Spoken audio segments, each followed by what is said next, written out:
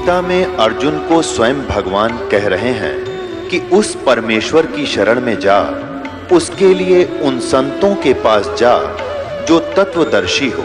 इसी प्रकार हजरत मोहम्मद को उनका अल्लाह कह रहा है कि कोई और पूर्ण परमात्मा है, उसको पाने के लिए उन तत्वदर्शी संत की तलाश कर।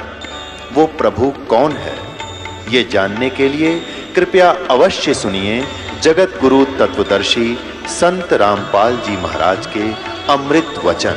हमने इसको उपदेश दे दिया। 7-8 वर्ष के जमुना दास था जो, उनको नाम दे दिया और सिर पर हाथ रख दिया कि ये घर में भगत हो जाएगा, संत होगा। तो वही जमुना दास चौबारे में बैठ कर भक्ति करा करता था। एक बार कहते हैं उनके घरवाले बोले रहे जमुना दास कहाँ कि आप ऊपर बैठे सो और बल भरे बंद रहे सामने के यानी वृक्ष के नीचे, गर्मियों के दिन थे, हम फलाने गांव में जाऊं से और बैल देखता रहिए। अच्छा जी। इतने में दोपहरी के समय में चोर आ गए और दोनों बैल खोल कर चाल पड़े और सजना जमुना दास देखा, वो बैल खोल के ले गए और घर वाले आगे रहा जमुना कहाँ जी बैल को ना कित गए, चोर खोल ले गए। तब भले पुरुष फिर तेरे कह गए तो देखता रहिए। ने बोला जी देखो दामा जबत बता दिए ना, देखो तो मैं क्या बताऊँ तरह से। ने बोला तो सही वक्त क्या रही बर हमारा नाश्ता तो न करना सही कर ले भक्ति या के भक्ति बेवकूफ उसके रोक के मार दे हो कुछ नहीं कह दे। बोला मेरे तो जो आदेश था वो पूरा कर दिया। तुम कह रहे थे देखते रहना, मैंने देखा थारे थी बता दिया कि चोर खोल लेंगे। इस घर के नाराज हो रहे आपस में कहें बता इसका कि करें यो अच्छा भगत होया कि बात हुई।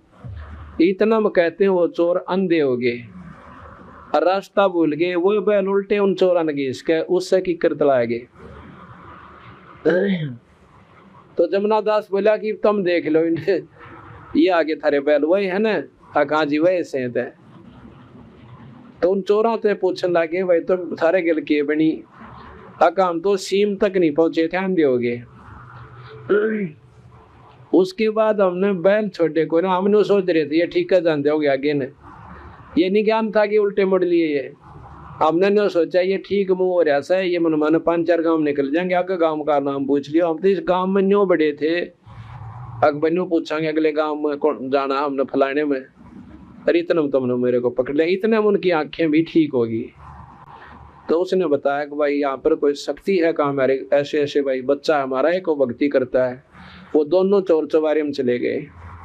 तो जमुना बोला इनका हमारी मत ना, इन सजा मिल ली है, ये हमारे अंश है। उनके पाए हम पड़ गए कि हम माफ कर दो। अब माफ करेंगे गुरुजी, छुड़ानी जाओ और माथा टेको और उनका उपदेश ले लो ना, थारी बहुत बड़ी दुरुक्ति हो जाएगी।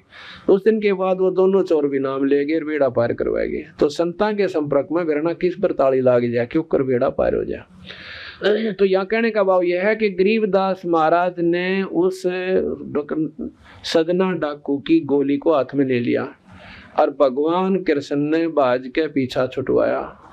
वो तो चलते हैं लिखी हुई, यानी जो जैसे घटना घटनी से ऐसे ही करेंगे, वो उनके बस की बात नहीं। ये कठपुतली बना रखे निरंजन ने, और इन समर्थ का सामने कुछ ना अड़ता। ये जो चाह सो कर सकते हैं। एक बार लिखा हुआ जीवन चरित्र में कि छारा गांव के ऊपर, छारा में दलाल हैं, आसपास कई गांव जो हैं वो राठियों के हैं। और पहले क्या होता था कि एक कौम यानी जाति विशेष या गोत्र विशेष इकट्ठा होकर और दूसरे गांव में लूट लिया करता था, उसको दाड़का करते थे। तो राठी क्या करते थे, छारा के ऊपर ज्यादा अटैक करते थे और उनके वर्तमान उठा ले जानते, उनकी मलाई खा जानते। महीने 6 महीने का काम था उनका। भैंस खोल ले जानते, बढ़िया लागड़ होती दूध वाली, और बोलते उन्हें गड़ जानते। एक बार उन्होंने समय दर दिया राठियों ने कि उस दिन हम आवांगे भाई, और तैयार हो लियो। अब वो गरीबदास जी की महिमा से पूर्ण रूप से परिचित थे छारा वाले। छारा गांव बहुत मानता गरीबदास जी ने, कति पूर्ण रूप से। क्या हो गया को 10-5% व्यक्ति ना मानते हो जो नए से, बाकी 90% छारा गरीबदास जी को आदर की दृष्टि से। पर वो उन्हें बेरा इतना था जो माता की दो को आकर माथा टेका, भैंस ने दूध ना दिया था दूध बोल दिया, खंड में खराबी होती दिखी तो 100 रुपये बोल दिया, बस यहाँ तक सीमित। और मुक्ति मक्ति का बेरा कोई ना उड़ा कोई सन भी हमने कति छान लिया ना छुड़ानी वाला ज्ञान, और ना आसपास के बेचारे दौड़े जहाँ से उनने बेरा भक्ति मार्ग के कोई ना। तो इस प्रकार वो वहां पहुंचे। गरीबदास जी द्वारा सारा गांव की पंचायत सैकड़ों आदमी इकट्ठे होकर गए और नु सापा तार कर धर लागे, नु बोला भाई नु ना करो, बात बताओ कैसे सापा उल्टा धर लो, या क्यों बात हुई। कैसे ऐसे बादशाह जी हम तक कति तंग पा लिए और ये राठी हमने जीण नहीं देते, और इब्दन दर राख्या से आपके चरण पड़े हैं, बसाओ आपकी मर्जी, उजाड़ो आपकी मौज। बंदी छोड़ बोले भाई चिंता ना करो, तुम जाओ। अगना जी को ना जा जनता नो। कहते अपने लड़के जैतराम को भेज, अतुर्ती राम को भेज दिया, जा बेटा ये लोटा ले जा, और एक भाई यू मंगला चढ़ पड़ के छींटे मार दिए, और फिर देखियो क्या होगा।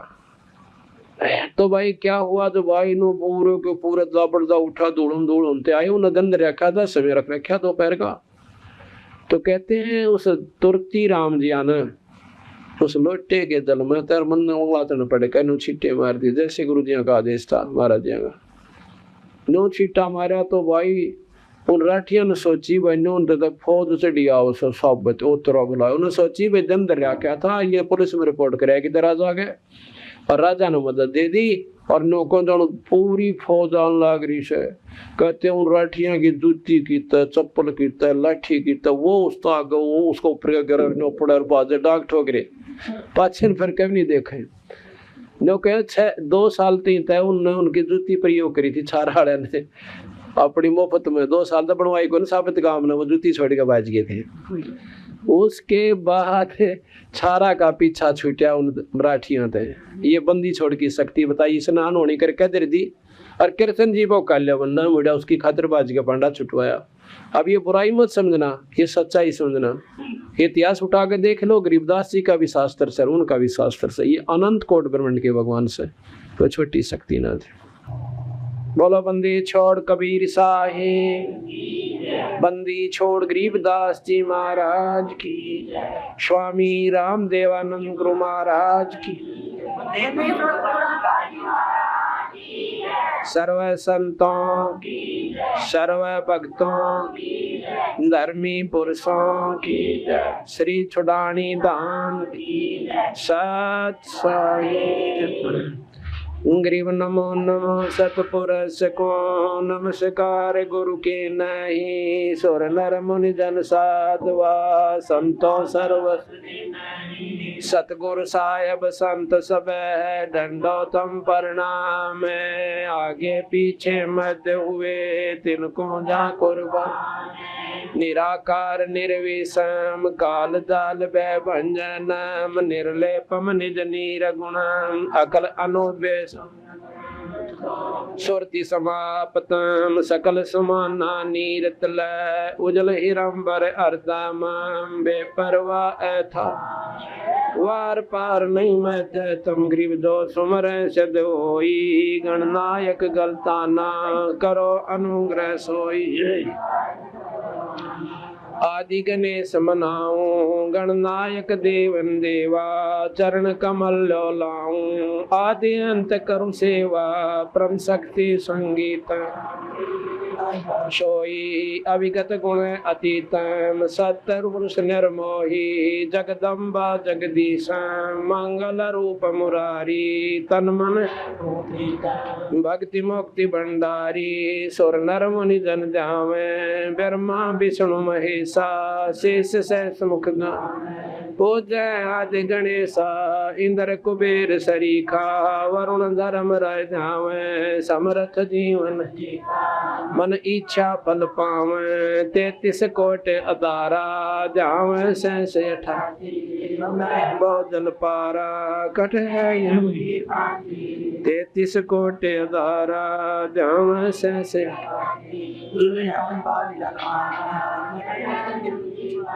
सत साही। आज दिनांक 2 जून 1999 ये बंदी छोड़ा आश्रम करो था। ये विशाल सत्संग का दूसरा दिन है।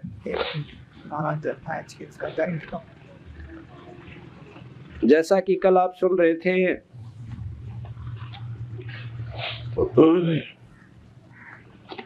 शाम के समय जो सत्संग हुआ और सुबह, उसमें सत्संग के बारे में बताया गया कि सत्संग वो भी है जिसमें हमने रामायण, महाभारत, श्री गीता जी, सुख सागर, भागवत आदि की कथा, उनके अंदर जो दिया हुआ ज्ञान हमें सुनने को मिलता है, वो भी सत्संग कहलाता है।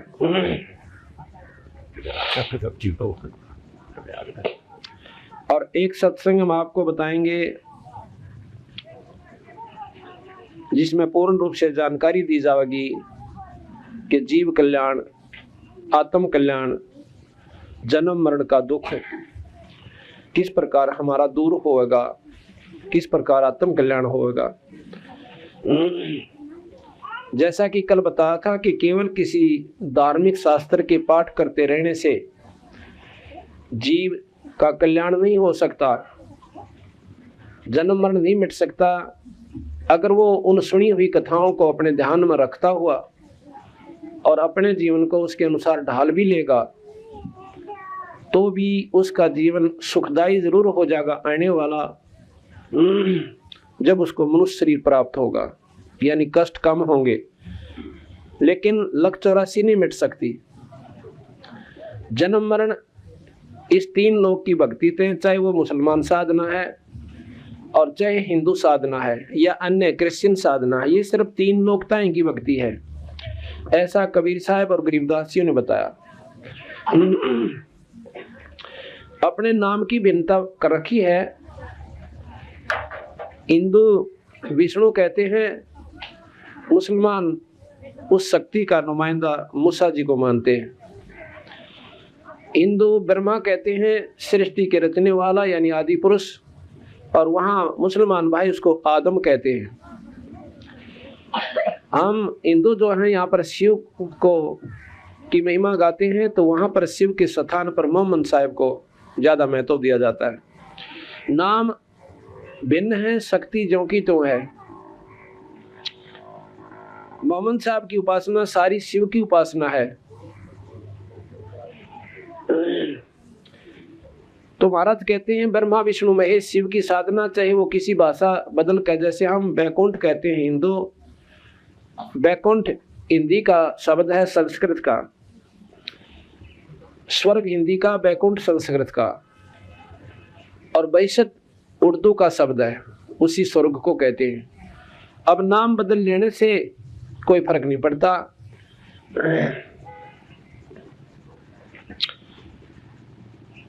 गरीबदास जी महाराज कहते हैं कि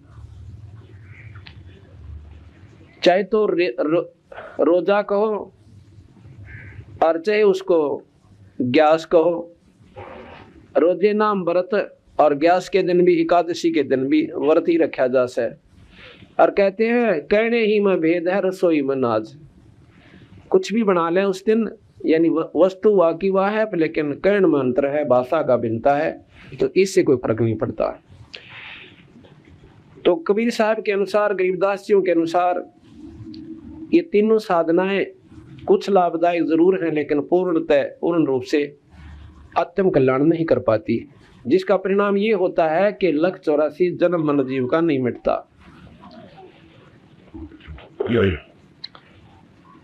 अब कई भाई कहते हैं कि मुसलमान धर्म के अंदर पुनर्जन्म को नहीं मानते। उनके ना मानने से ये घटना खत्म नहीं हो सकती, क्योंकि आज भी प्रमाण हमारे पास सैकड़ों प्रमाण हैं, जिन बच्चों ने आकर के अपने पुनर्जन्म की कथाएं सुनाई हैं, और आज भी वो मौके पर विद्वान हैं वहीं पर है। और उनमें से एक कथा हमारे पास अभी भी मेरी जेब में डली हुई है, जो कि बहुत लेटेस्ट है। वो आपको पढ़ के सुनाता हूँ। इससे पता चलता है कि सच्चाई के सामने बनावटी जो अपने नियम है, अपने अनुसार हमने धारणाएं कर रखी, वो गलत है, वो हमारे को कामयाब नहीं होने देंगी। तो जिन्होंने ये बताया कि जन्म मरण बहुत जरूरी है, क्योंकि गीता जी को हम सबसे उत्तम शास्त्र मानते हैं हिंदू धर्म के अनुसार, और उसमें भगवान कृष्ण खुद कहते हैं कि ये जीवात्मा अपने पुराने शरीर ने त्याग कर और नया शरीर धारण कर लेती है। जिस प्रकार व्यक्ति पुराने वस्त्र छोड़ के हटे पुराणों को और नए धारण कर ले, कितना अंतर है।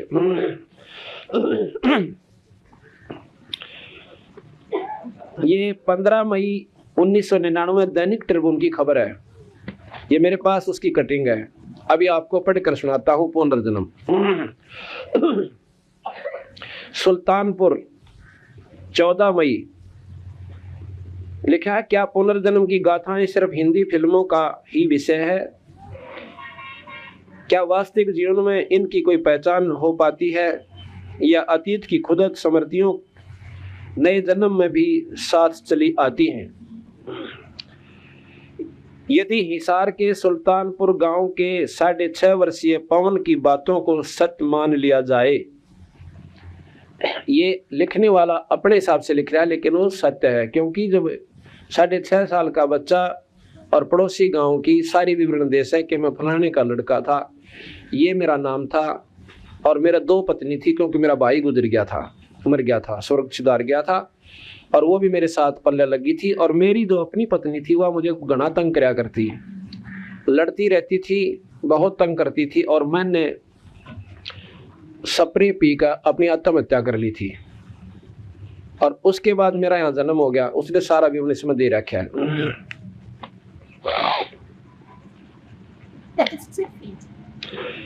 जाए तो हिंदी फिल्म सत्य मान ली जाए तो हिंदी फिल्मों की कहानी के लिए मसाला सहज ही उपलब्ध हो जाएगा। ये तो उस लेखक की अपने विचार दे रहा है वो, लेकिन सच्चाई साथ में लिख रहा है कि वो ऐसे ऐसे मेरे साथ उसके सामने बात हुई उस पवन कुमार से। सुल्तानपुर गांव के एक किसान सतवीर सिंह के घर 6.5 वर्षीय पूर्व जन्म बालक का नाम पवन रखा गया, लेकिन 4 साल तक आते आते पवन लाडवा गांव की बात करने लगा। 4थे साल तक वो कर रहा है इन बातों को। सतवीर उसे डांट कर चुप करवा देता। यूं सतवीर के पवन समेत 2 लड़के व 2 लड़कियां हैं, जिनमें पवन सबसे छोटा है। सतवीर का कहना है कि इस वर्ष होली वाले दिन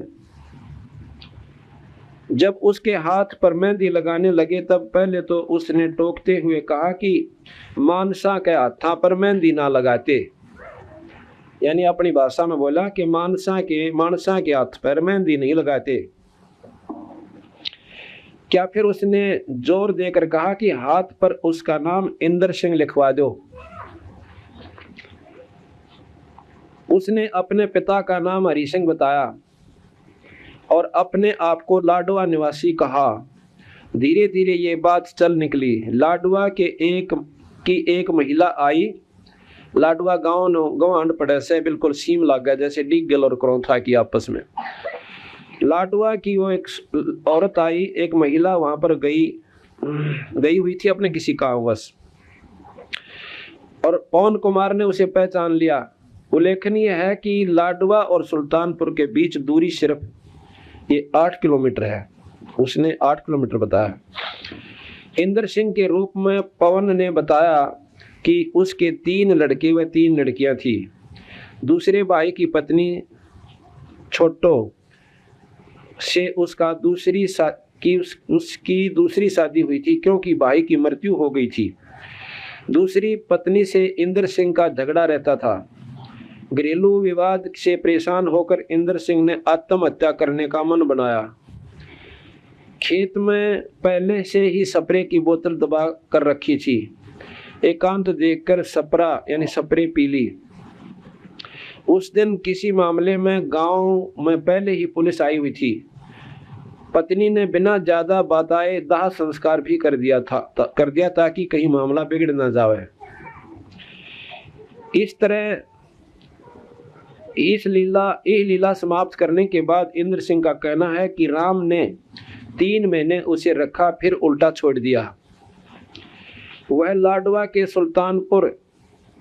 लाडवा से सुल्तानपुर अपनी दादी के पीछे पीछे आया, जो अब उसकी दादी है, पौन रूप में। कहते हैं मैं उसके पीछे पीछे लग लिया, जैसे प्रेत आत्मा आया करे ऐसे वो जीवात्मा उसके पीछे पीछे आया और घर के किवाड़ के पीछे छिप गया। दादी ने लड्डू जलेबियां बालूशाही बांटी। इंद्र सिंह कभी कभी कविता करने की तरह कहता है, नदी के जड़ में खेत, खेत में झोंपड़ी, कीकर का पेड़ और सपड़े पीकर मरा क्योंकि लोगाई से बिगड़ गई। छोटा सा बच्चा ये बातें अपने आप बोलता रहता है, 6.5 साल का। बस एक छोरी थी मेरी तरफ, वो लड़का कहता है कि बस एक छोरी थी मेरी तरफ, बाकी सब थे माँ के साथ, माँ की ओर। घर में 2 कमरे, बीच में डोडी, ऊंची जगह पर घर। ये सब बातें इंद्र सिंह एक ही सांस में या सिलसिलेवार नहीं बताता, इसलिए इंद्र सिंह उर्फ पवन के मुंह की परीक्षा करनी पड़ती है। कभी वह बिस्कुट खाता है जैसे बालक से, कभी खान लाग जाए, फिर अपने आप बांटने लाग जाए। जब वो बोल रहा है, जब देखना पड़ा कि अब ये कब बोलेगा, वो ध्यान करके सुनना पड़ता है। कभी कोल्ड ड्रिंक तो कभी उसका मूड उखड़ जाता है, कभी शर्मा जाता है, कभी शुरू में ही कह देता है कि लाडवे का इंद्र हूँ, मेरे बाप का नाम हरि सिंह था। पवन के पिता सतवीर का कहना है कि चर्चा सुनकर लाडवा के कुछ लोग आए। उनमें इंद्र सिंह ने अपने बेटे आजाद को पहचान लिया। यानी पवन 6.5 साल के बच्चे ने अपने जवान बच्चे को पहचान लिया जो इंद्र सिंह रूप में लाडवा में था। एक व्यक्ति को उसने पटवारी कहा और बताया कि DT 14 मकोड़िया ट्रैक्टर मारा 7 जगह था इसके लिए, और मेरे पास बैठकर 5-5 बोतल शराब की पिया करता था। ये अभी तक इससे 650 रुपये लेने हमने, और वो भी स्वीकार करता है। अपने इस जन्म के भाई को वह कहता रहता है कि राइफल संभाल कर रखना। जो ई पवन का छोटा भाई है ना, उसने जो कहा बंदूक रखिए साथ में, कदे वारांड आ जा, इसमें जो लिख रखा है। कहते हैं राइफल संभाल कर रखना, नहीं तो वारांड आ जाएगी और तुझे तो मुझे भी मरवाओगा। 6.5 साल का बच्चा, इतना भय बढ़ा हुआ उसके दिल में कि न्यू कहा है कि बंदूक ने चौकीदार कड़ा बंदूक, वो तो एक उसकी पिछली जो डर है वो भावना उगद रही है। अपने इस जन्म के भाई को वह कहता रहता है कि राइफल संभाल कर रखना, नहीं तो वारांड आ जाएगी और तो मुझे भी मरवाएगा। उसके अंदर अपनी पत्नी के प्रति नफरत इस जन्म में भी साथ चली आई है। वह साफ कहता है कि लाडवे के और लोगों से मिल लूंगा पर उस रांड से नहीं मिलूंगा। अब 6.5 साल का बच्चा ऐसे बोल रहा है जैसे बहुत बड़ा आदमी बात किया करे। पवन पहली कक्षा में सुल्तानपुर के ही सरकारी स्कूल में पढ़ता है। फिर भी जब से उसके पुनर्जन्म की चर्चा फैली है, उस बच्चे उसे छेड़ते हुए पूछने लगते हैं, हाँ तो इंद्र सिंह तेरे कितने छोरे छोरियां हैं। इस पर पवन की पढ़ाई भी प्रभावी हो रही है। और दूसरे उसे अब दूर दूर के लोग देखने आ रहे हैं। आशी के पूर्व विधायक अमीर चंद मक्कड़ भी उसको देखने गए। अब ये तो बहुत नजदीक या नियरेस्ट है, बहुत मतलब ताजी घटना से।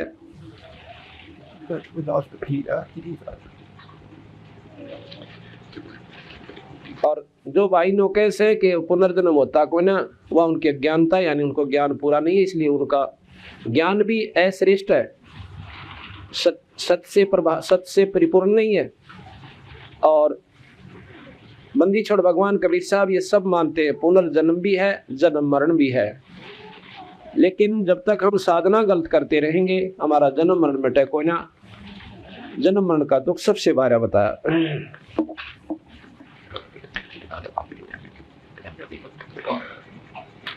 तो कहने का भाव ये है कि हमने मेरे दिमाग पर, हालांकि मैं हिंदू पद्धति का बहुत ही अच्छी तरह साधक उपासक था, वैसे तो सभी भक्तात्मा जिसने जितना ज्ञान से, जो भी जिस इष्ट धर्म पर हैं, मजहब के अंदर उत्पन्न हो रही से, अपनी साधना कोशिश करती हैं करने की। लेकिन जब ये बातें मैंने शुरू में सुनी कि राम और कृष्ण से ऊपर बहुत बड़ी प्रबल शक्ति है, शक्तियां ये भी हैं, नकारा नहीं किया बंदी छोड़ने। यह एक बात मुझे खास पसंद आई इनकी कि इन्होंने न्यों नहीं कहा कि ये कुछ भी कोई ना, लेकिन जितनी तीन लोक के शास्त्र गीता जी, भागवत, रामायण, महाभारत और वेद जो उन्होंने लिखा, कबीर साहब उनको कति सत्य मानते हैं कि ये बिल्कुल सही है। और क्योंकि उसमें जन्म मरण नहीं मिटता, ये दुख भार्यास है, तो फिर चेष्टा हुई क्या ऐसा भी कोई शास्त्र है, ऐसी भी कोई दवाई है जिससे जन्म मरण भी मिट जा। तो चलो ये शास्त्र अनुसार, इनके अनुसार तो हम साधना कर ही रहे हैं, और साथ में विवेक होया कि आज में हम हिंदू हैं और मेरा शरीर छूट जा, पुनर्जन्म होना ही होना है। हम मुसलमान के घर भी जन्म ले सकते हैं, क्योंकि उस परम पिता के घर पर जात पात मजहब नहीं है। ये तो हमारी बनाई हुई से, जो हमारे संस्कार का कोई ऐसा व्यक्ति मुसलमान धर्म में जन्म हो रहा है तो हमने वही जन्म लेना पड़ेगा, अपना अदला बदला खेलन ताई। और यहाँ कोई आपस में हम खुशी में ना इकट्ठे हो रहे, कोई लेने आ रहा है, कोई देने आया हुआ है, कोई कर्जा किसी के सिर पे है तो ईब अपने पूरे कर जाएगा। महाराज कहते हैं एक लेवा एक देवा दूतम, और कोई काहू का पिता नहीं पोतम, ये ऋण संबंधी जुड़ा एक ठाठा, अंत समय सब बारा बाटा। एक बार कहते हैं दो भाई थे, जो बड़ा भाई था वो काफी आयु का हो रहा था, यानी 30-35 वर्ष का, और 25 वर्ष के आसपास की आयु थी। और दूसरे उसके पिता ने दूसरी शादी करवा ली थी, वो पत्नी बच्चे बचपन में ही मर गई थी उसकी। तो दूसरी शादी जब करवाई तो दूसरी औरत से, यानी उस बड़े भाई की मौसी से एक लड़का फिर उत्पन्न हुआ 10-12 वर्ष के बाद, यानी उन आपस में काफी भिन्नता थी आयु की। और अच्छी जमीन थी, बढ़िया काम था, बड़े भाई की शादी हो चुकी थी। एक बार क्या हुआ कि वो छोटा भाई जो था बीमार हो जाता है, मौसी वाला लड़का बीमार हो गया, तो काफी इलाज लूज की भी कोशिश की। आप अंत में दोनों पति पत्नी, यानी भाई भाभी उस छोटे भाई की बतलाने लगे आपस में, कहने लगे कितने पैसे ला दिया हमने, यो ठीक भी ना होता। और फिर विचार आया कि क्यों ना इसकी टिकट कटवा जा, डॉक्टर ने कह के, और इसको जहर का सुआ लवा दे। किसने बेरा पाटा है, कौन जाने इन बात ने सोचे, तो भाई बीमार था मर गया, कट्टे रहन टंटा मिटा, रोज बादशाह बोलने हमारे को देखा जनता। अब यह बात उसने भी स्वीकार कर ली, एक दो बतनाटा आगे साजुलम कराया करें, उसने रोज कह देना एक दो बार, और वो जहर दोष है वो बात का अंतःकरण में जरूर जमा हो जासे। एक बार नाट्या, दो बार नाट्या, तीसरी बार उसने भी स्वीकार कर लिया कि यह बात तो ठीक कैसे, और सारी जमीन अपने रह जाएगी, किसने बेरा पाटा है। कहते हैं उसने बतला के एक डॉक्टर से ने बोला भाई तो एक काम कर देना, इसने जहर का सुआ ला जा, भी दुखी हो रहे से और ये भी तंग पा रहा से। ने बोला भाई 500 रुपये लूंगा। उसमें 500 रुपये तो 50,000 बराबर थे आज के चांदी के रुपये। उन्हें सोची टंटा बेटा है, और सारी उम्र अपनी जमीन 15-16 किले इसका बांटा हुआ, यानी अच्छी जदा थी। एक उदाहरण समझो, ये सत्य यथार्थ है। तो डॉक्टर ने लालच में आकर और उनको जहर का सुआ लगा दिया, और वो लड़का मर जाता है। अब क्या हुआ, उस भाई के पहले संतान भी नहीं थी, भाई शादी ने भी 8-7 साल हो गए थे। उस लड़के के मरने के साल भर के बाद उसका एक लड़का हो गया, और एकला बेटा, और सारी जायदाद खूब ठाट आपची रोटी बंदी, दूध भैंस, अच्छा बच्चे ने खुआओ पियाओ। वो तो गिना जना में कहते हैं गाभरू हो गया, 12-13 साल का ऐसा हो गया, नौकती बहुत तगड़ा। और वही पहला जल्दी शादी कर देते थे, ब्याह कर दिया। लड़के का ब्याह हुआ था, महीने के बाद वो लड़का बीमार हो जाता है। एक बेटा और जमीन खूब, और बीमारी के ऊपर कहते हैं आसपास गोहंड के बड़े बड़े वैद्य जो कति जो कहते पैसे तो लेगा ज्यादा पर इलाज कर दे सब पक्का।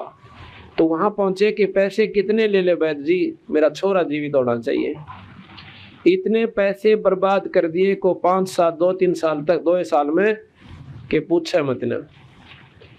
इतना फूक दिया कि जमीन भी बेच दी, 5-7-10 किले भी बेच दिए। पहला जमीन की बहुत कम कीमत होया करती थी। आखिर में एक दिन वो उस लड़के का पिताजी उस छोरे द्वारा बैठा और आंखों में पानी आ रहा। अन्नू रोवे भगवान ये हमारे गल कौन बनी,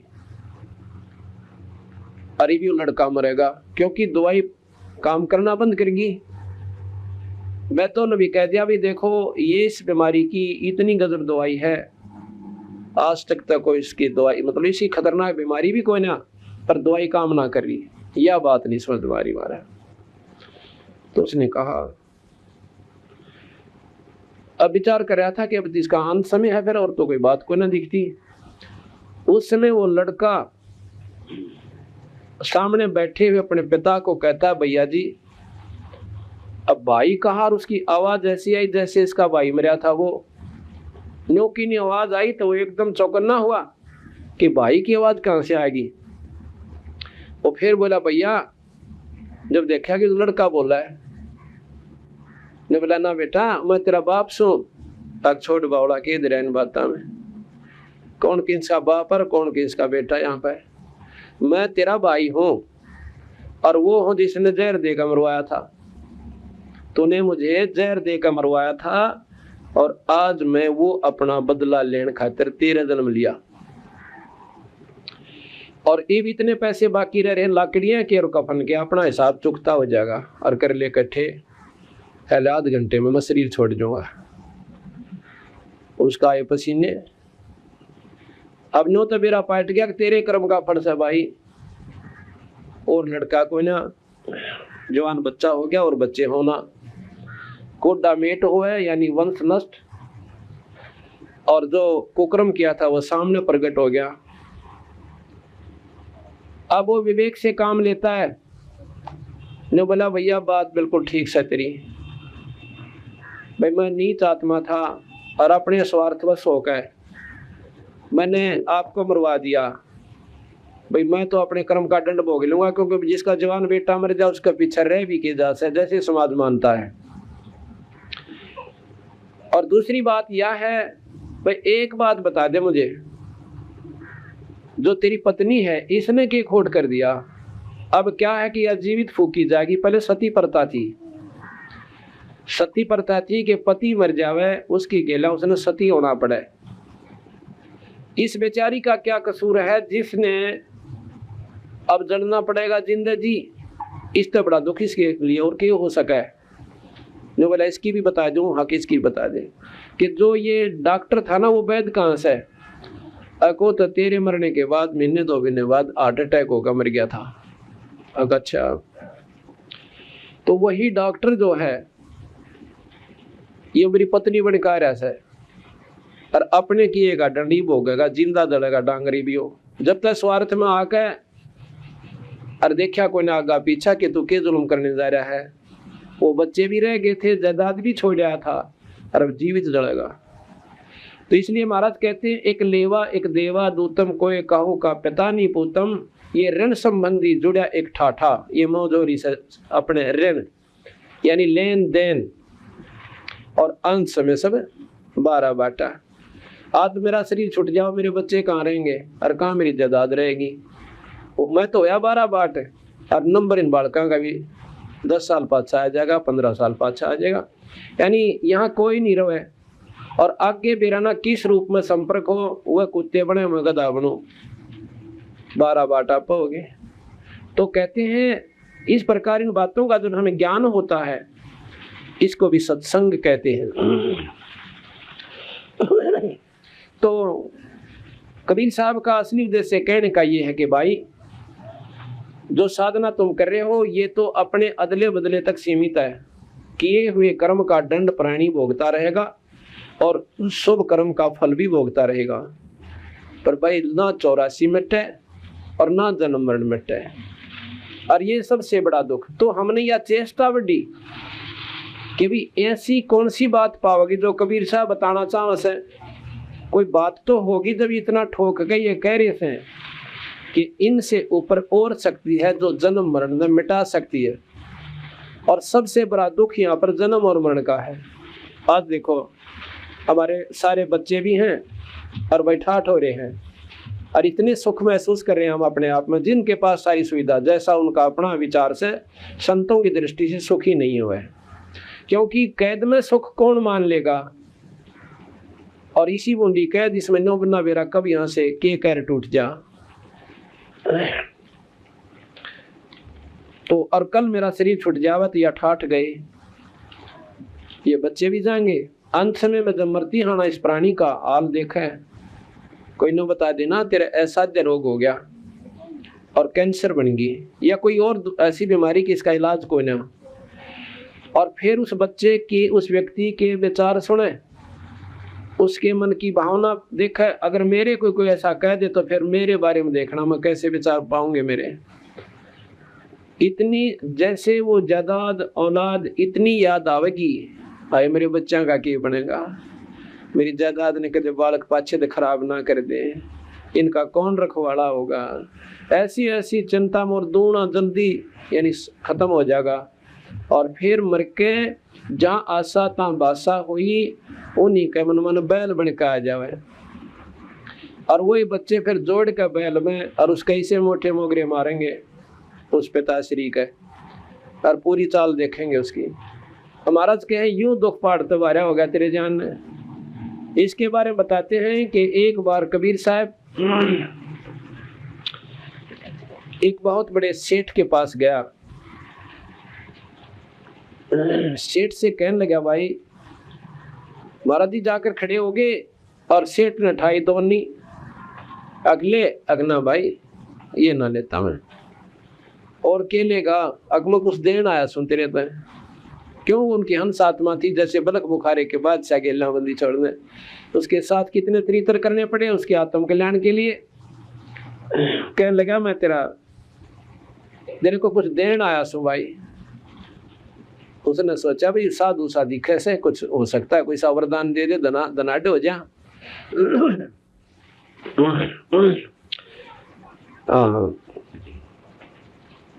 सेठ ने एक जमींदार था, गलत कह गया हूँ, एक जमींदार के पास गया और कहने लगा, कौन है भाई तू? अक में ऐसे ऐसे संत सुबाई क्या आ जाता है, रोटी खा ले। क्योंकि आदर सत्कार खूब किया, रोटी खा ली, महाराज ने पानी पी लिया। अब भोजन पा लिया तो फर्ज बनता था महाराज का कि इसने थोड़ी बहुत समझा दो भगवान के बारे में। कहने लगा, भाई आजा भगत जी बैठ जा मेरे पास। अक बैठ गया जी कि भगवान का नाम लिया करो, ये 2 दिन का जीवन से सदा जग में ना रहना, और परमात्मा के नाम बिना अगले जन्म में बैल बन जावांगे, न्यो हो जावांगे, फलान हो जाएगा। काफी समझाया। वो कहने लगा, महाराज जी बात तो आपकी बिल्कुल ठीक लगा मैंने, पर एक बात से क्या, ये अभी तो मेरे बच्चे छोटे छोटे हैं, ये थोड़े सियाने हो जाएंगे ना, और फिर एक बार दर्शन दियो, एक महीने ब्याह दूं, इनकी शादी कर दो, मेरा फर्ज उतर जाए, और फिर मुझे आप मेरे साथ आई, मेरे पास आइयो, और मैं जरूर आपकी बात मान लूंगा। कबीर साहब ने कहा, भाई क्या भरोसा इस जीवन का, ये कई दिन का से अपना नाम ले लो और आत्म कल्याण करो, भगवान का नाम भी जपते रहियो और काम भी करते रहियो। ने बोला, ना ना ना, नाम तो जब लेंगे कति सारे काम तो फारिग हो गए महाराज जी, फिर भजन बढ़िया होगा। ने बोला, भाई भजन तो जो आपका काम में होगा ना, फिर कोई ना हुआ। आप सुबह हड़ जोड़ते हो और हड़ के साथ साथ मैं एक नाम दूंगा, उसके पीछे पीछे अपना वो भजन करते रहना। बीड़ी होका शराब तम्बाकू ये प्रयोग नहीं करना। कहने लगा, जी ठीक से होका का दफो ना पीवा, छोड़ देंगे को बड़ी बात ना से, पर नाम ही कोई ना लिया जा, आप कहो चाहे मत कहो। महाराज जी चले गए। कब आते हैं? जब उसने शादी कर ली सारे बच्चों की, और एक आधा पोता हो लिया। एक पोता हो गया, एक एक दो दो बच्चे, यानी तकरीबन सब बच्चा हो गए। कबीर साहब फिर गए, कहा गया महाराज जी, कहा गया भाई रोटी खा ले, भोजन पा लिया। महाराज जी ने फिर वही चर्चा करी कि तो भाई भगत जी आप फारिग हो लिए और नाम ले लो।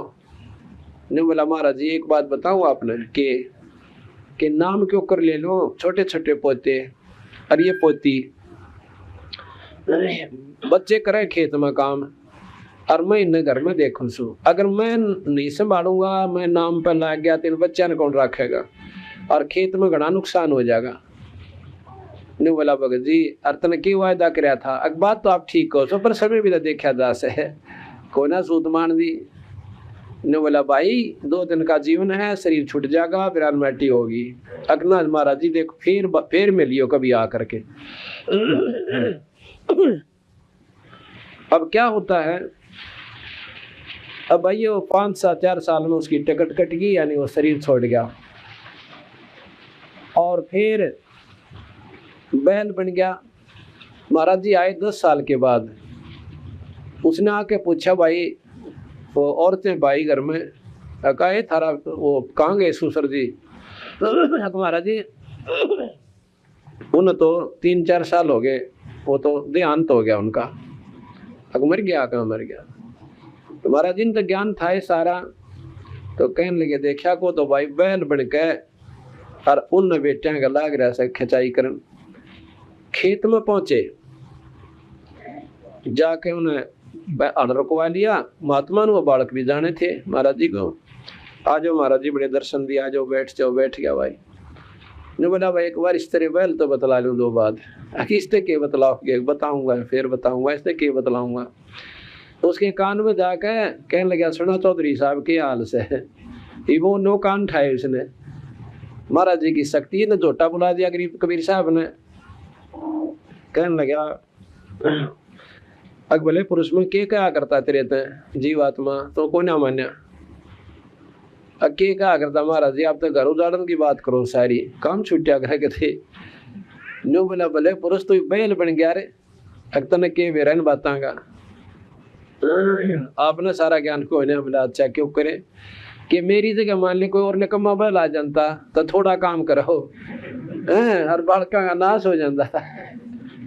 निर्भाग तो तुम कति पशु ठीक है, पशु बनाया भगवान ने तो अच्छा बीरा करके खिंचाई तू लग गया।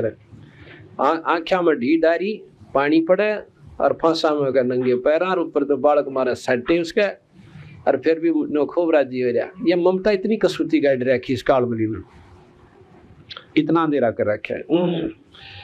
उसके बाद बताते हैं वो बैल भी शरीर छोड़ गया और फिर वो सर्प बन गया और कितो 200-400 रुपये दाब के साल में दबा रखे थे, यानी मकान के बीच में। वहां पहुंचा सांप, क्यों सांप उन्हें ढूंढता है डरने का, पैसे के ऊपर आता है सर्प। औरता ने उसके छोरे की बुआ ने देख लिया, सांप सांप रुके मारे। वो बालक आके लड़किया ने और लाठी लाए और बाजते बाजते को मोरी में निकल लगे, 1-2 लाठी लाएगी और वह सांकड़ी गई टूट, वो तो उसकी आडी हुआ कर माड़ी माड़ी हुआ अच्छी छितगी और वह तड़फन लाग रहा कुआ पाछे तल्ला कुआ आगे थे और मोरी तो बाहर निकल गया पड़ा, दूर सी जाके निकल गया जहाँ वो दिखाई ना दे सके। तो कबीर साहब वहां जाकर कहने लगे सुना भाई चौधरी साहब ई बोल के सलाह से तेरी। ने बोला महाराज जी तो जमाने कम में बालक से मेरी एक नहीं सुनते, मैं गया था धन बताने तो मेरे पीछे पड़ दिए। बोले ईब के सलाह है आगे मेरा पीछा छटवा दो। तो कहते हैं समझ मत आई पर सांकड़ी तड़ुआ का आई तरह, यहाँ की कहावत सी है कि मान्या था पर बेटी के बाप है हाड तड़ुआ का मान्या। तो कहते हैं फिर उसका सर्वजूनी छुटवा के उस आत्मा को फिर दोबारा जन्म दिया और फिर उसकी भक्ति का अधिकारी बना के जब उसका छुटकारा करवाएंगे। तो इन बातों को चाहे उदाहरण समझ लो, चाहे सच्चाई से नो की नो, इन चाहे कितने बढ़ा लो कहीं पर लगा लो, पर बात सत्य है और इसी का प्रमाण से भी शास्त्र भी दे हैं। तो महाराज कहते हैं मेरी शरण में आने के बाद ये जीव आत्मा पुनर्जन्म को नहीं प्राप्त होगी। अगर पुनर्जन्म हो भी गा तो मनुष्य का होगा। मानव शरीर स्त्री या पुरुष दोनों को मानव शरीर कहते हैं। अंग्रेजी में इसको ह्यूमन बॉडी कहते हैं। और इसमें बताया है कि आप बेशक आके हमारी शरण में आके देख लो। कहते हैं मासा घटे न तिल बढ़े बिद ना लिखे जो लेख, और साचा सतगुरु मेट के भाई ऊपर मारे मेघ। जैसे कल मैंने बताया था अहिल्या को रामचंद्र जियों की पैरों की धूल लगने से वो दोबारा स्त्री रूप मिल गया। ऐसा क्यों? क्योंकि ये पहले कहा गया था, ये होना था। ये तो गौतम ऋषि जी ने पहले ही कह दिया था कि त्रेता युग में भगवान विष्णु रामचंद्र का अवतार बना कर जाएंगे, उनके पैरों की धूल लगेगी तो दोबारा वो स्त्री रूप में आ जाएगी। ये लिखी हुई थी, ये विधाता का लेख था, इसको कोई नहीं मिट सके। फिर बताते हैं कि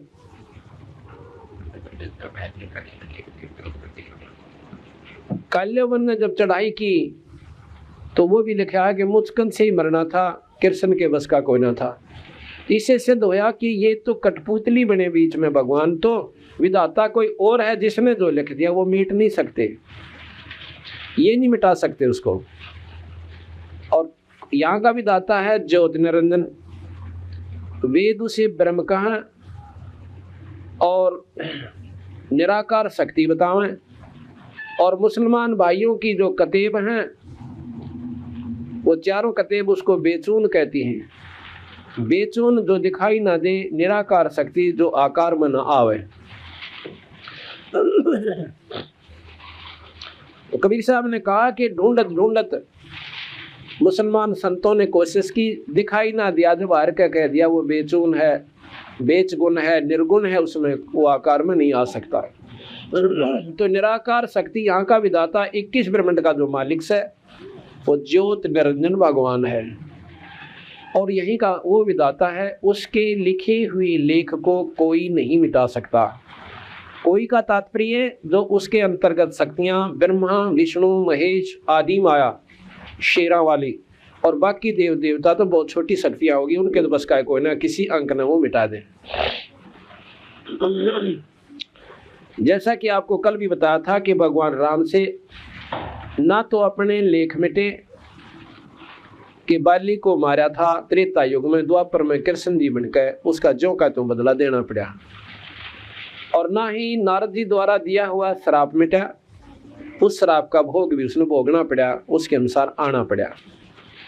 इससे सिद्ध होता है कि कोई लेखक शक्ति डायरेक्टर या इस फिल्मों का और है, ये तो एक एक्टर समझो। इन्होंने जैसे निर्देश मिले हैं उससे एक अक्षर ना तो फालतू बोले ना कम और ना ज्यादा कम वो रोल कर सकते। ये इस प्रकार यहाँ पर ओवरऑल डायरेक्टर, ओवरऑल कंट्रोल यानी सर्वशक्तिमान यहाँ का 21 ब्रह्मांड का ज्योत निरंजन है। अब हो सकता है नए व्यक्ति इन बातों को सुनेंगे, ये महसूस करेंगे कि महाराज जी तो सारी जो है आलोचनात्मक बातें कर रहे हैं, सत्संग नहीं कर रहे। ऐसा नहीं है। सत्संग नाम इसी का होता है जिसमें सत्य और असत्य की जानकारी हो और निर्णय हो, और फिर सत्संग शुरू करेंगे और उस सत्संग के अनुसार फिर आपको बताएंगे कि ये साधना गलत है, ये ठीक है। अब गवार जवार और बाजरा और गेहूं और बबूल किक्कर आम इतने पौधे और वृक्ष यहाँ पर खड़े हैं, झाड़ झंखाड़ बेरी, उसमें ये बता देना कि वैसे तो हमने पौधे मान लिए कि सभी पेड़ हैं और पेड़ों में अंतर है। एक तो जंटी का पेड़ है, एक बबूल यानी किक्कर का पेड़ है, और हम कहें कि इनका आम नहीं लगेंगे। आम का पेड़ ये है भाई। अब कोई कहे कि इसने तो सारे पौधे बिसरा दिए कि इनका आम को लगे, ये बिसराई नहीं, सच्चाई बताई। आम तो लगेंगे आम के ही पेड़ के। इसी प्रकार कोई गवार ने गवार बतावे और ज्वार ने ज्वार कह दे कि ये गेहूं को ना, और बाजरे को बाजरा बतावे कि ये बाजरा है पर गेहूं को ना। तो वो जिसने गेहूं ना बो रखे, ज्वार बो रखी, बाजरा बो रखा या अन्य फसल जो बो रखे, तो वो कहे कि मेरे तो इसने सारे बिसरा दिए, गेहूं ना बताता या कोई बात हुई। तो मेरे कहने से नहीं, ये शास्त्र प्रमाण देने लग रहे, आपको बताएंगे। तो उस परमपिता परमात्मा सतपुरुष की शक्ति का साथ के साथ विवेचन और के साथ तुलना दी जाएगी जब कबीर भगवान आपकी दृष्टि में परमात्मा सिद्ध होगा। एक भक्त ने मेरे साथ आके वार्ता करी बड़े प्रेम के साथ, कहने लगा जी वैसे शुरू में तो ये बातें ऐसी लगी जैसे मैंने नीम खा लिया हो, आपकी बातें सुन तो जरूर रहा मैं सत्संग में बैठ के, पर इस आज जी करे था तो ई बूझ कर चल जा। अगे तो सारी उल्टी बात करें, हमने आज तक सुनी कोई ना। मैं कहा ये भी आप गलत कह रहे हो, आपने कि ये नहीं सुना था कि ये तीन लोग के भगवान नहीं है? अगियो तो सुना था जी। क्या आपने ये नहीं सुना था कि एक भगवान हमारा जन्म दे, पैदा करे और एक बनावे यानी मारे, एक हमें संहार करे और एक पाले?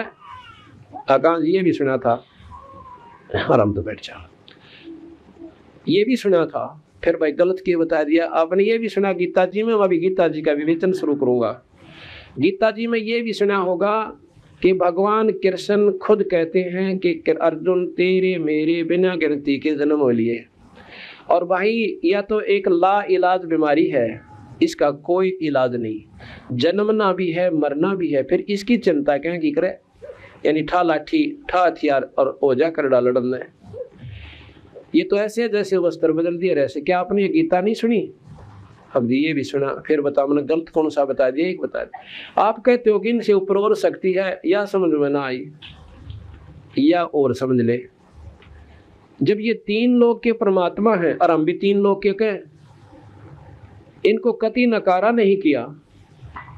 और ये तो लोग तो और भी गणेश है ने बोला जी, उसमें लिख रखा है गीता जी में, भगवान कृष्ण कहते हैं कि मैं ही सर्व लोकों का मालिक हूँ। तो उसमें भाई कृष्ण जी को ना बोलते, वो निरंजन बोल जाए उसमें। जो बोला जी अभी क्यों बात हुई, वो को भूत थोड़ा सा उसमें बढ़ जा। जब भले पुरुष एक भूत बढ़ सके दूसरे में, पर निरंजन में बढ़ती आना के देर लगेगी। भूत के तुम नदी कैसे अगना जी, और वो दूसरी आत्मा माग अपनी पूरी खेल से खेल है। अपना दिया क्यों कर मान ले कि निरंजन उसमें दूसरे के शरीर में आ जाए और अपनी बात अपनी प्रभुता जता दे। अकिया है पक्की, या मैं आपको बताऊंगा। ऐसा तो हमने कोई नहीं सुना कि एक जीवात्मा दूसरे माग अधिकार जमा ले शरीर में। हमने बताया कि ये तो हजारों प्रमाण हमारे दौरे हैं। एक जीव एक शरीर में दूसरी आत्मा प्रवेश करके अपनी बातें बोला है। मैं फलाने की बहू थी, मैं उड़ा मरी थी, मेरा न्योना होया एक्सीडेंट में, और फिर वो जब उसमें गोली हो जाए वो आत्मा दोबारा चेतन होकर फिर अपनी बात बताओ से। और उसमें बेरा भी ना होता मेरे साथ बीत्या के था। परंतु भाई ना तो जिसने पूर्ण ज्ञान हो वो तो 8 तला लेगा, बुद्धि ना कहीं सरकन दे, कुछ इष्टवादिता सतावे हमने। आज हम हिंदू हैं और भगवान राम और कृष्ण के तगड़े उपासक हैं, कोई बात ना, बहुत अच्छी बात है। और कल मुसलमान बन गए तो एक बार राम नाम कह के दिखाइए वहां जाके। वो तो कहते हैं मुसलमान भाई कि मरने के बाद राम नाम बोलना है, पहले नहीं बोलना।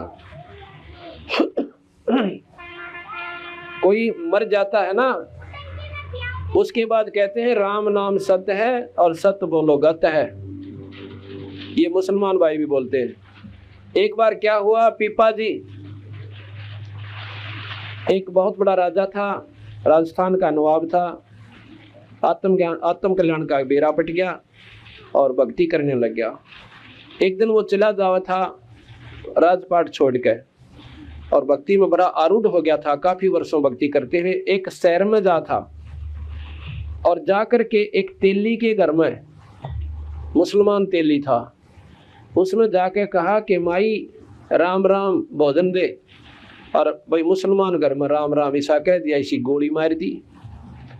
न बोले ओ बाप संत जी मुंह संभाल कर बात कर, खबरदार दे राम कह दिया तो तेरा वो करवा दूंगी न्यू करवा दूंगी।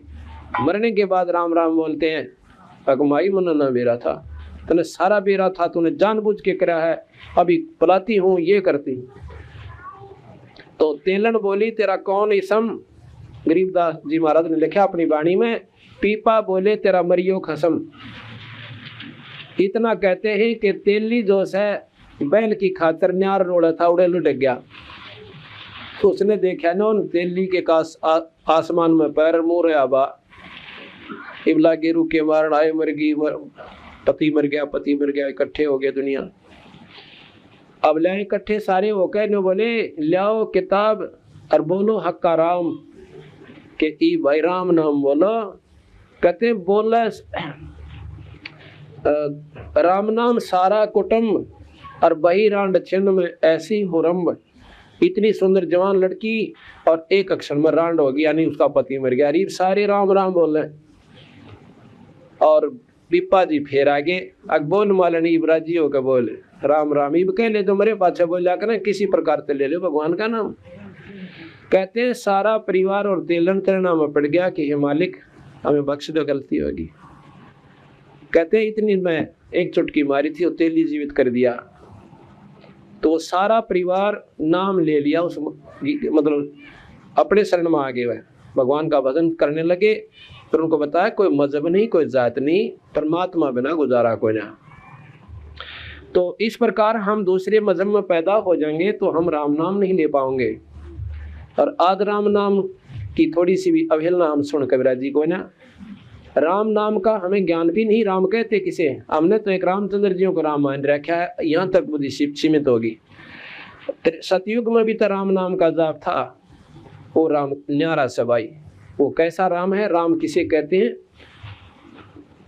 राम एक शक्ति का नाम है, जैसे गॉड इज द पावर, शक्ति का नाम परमात्मा है, जिसमें जितनी शक्ति उतना ही राम है। जिस प्रकार साहेब